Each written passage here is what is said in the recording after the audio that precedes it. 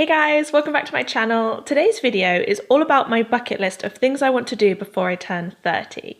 Now, I turned 29 just a couple of weeks ago, so this is very much on my mind, and I do already have a bucket list video on my channel of kind of my life bucket list, so I will link that up the top so you can go and have a look. But just for this year, I thought I would set out a few things that I want to get done in this exact year. So first of all, if you're new here, please don't forget to subscribe if you're interested in travel, business, working online, all that kind of stuff, then you're going to love the videos on this channel. And if you are a regular subscriber, then I wanted to let you know that I have a Patreon page. It'll be linked in the description. I've had it for a while, but I've recently decided to revamp it. So go and take a look at that. If my videos give you value, you enjoy watching them, and you want to support me, essentially if you want to buy me a coffee as a thank you, then Patreon is the way to do that. No obligation, I will be uploading on here every week regardless. But if you get value from my videos and you've learned a lot from them, then go check it out and see if you think it's something you'd like to do. So first of all, I wanted to quickly review my past year. I have done some big bucket list things. Most of all was get married. This will not be news to any of you because I've talked about it plenty. But yeah, while I was 28, I got married to my childhood sweetheart and it was totally awesome. We also bought an apartment. One of my bucket list goals was to buy a house.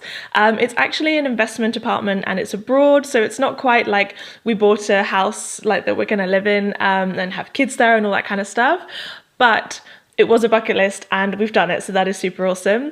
And then a few kind of smaller, more fun things. I went to Cuba, which is something I've always wanted to do. I went with my family for Christmas and New Year's and it was totally awesome. I also vlogged that, so I'll include a link to that.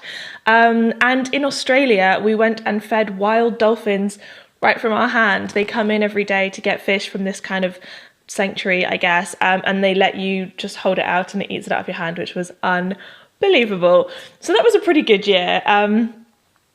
But what I want to do in the next year, I have a list of 6 things which are going to be my bucket list goals for this year. So the first thing, which you will have seen if you follow me on Instagram, is that I want to learn to whistle.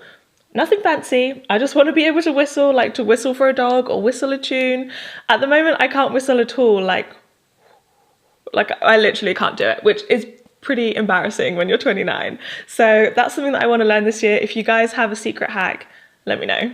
Number 2 is going to be to go in a helicopter or a hot air balloon. This was on my original bucket list, and all the bloggers I follow are constantly going in helicopters to some branded island, and that all just looks super cool. And it's not something I want to do regularly, but I think it'd be cool to have done at least once, and maybe this will be my year. Number 3 is to master moguls. If you're not a skier, then you may not know what moguls are, but it's basically all these bumps on the slope that you kind of zigzag down between.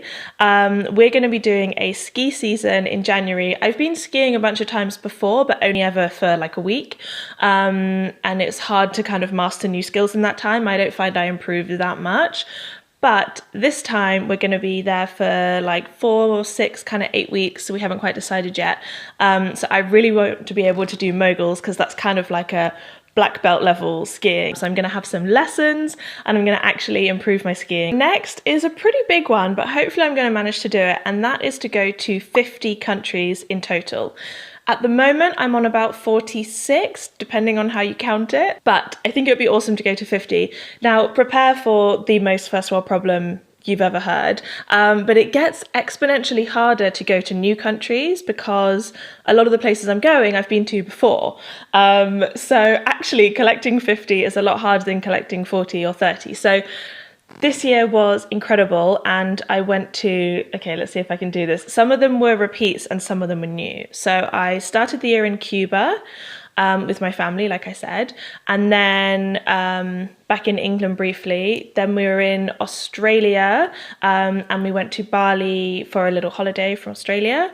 Then went back to England for the wedding. Then we went to Ukraine and Georgia. Where am I up to? 7.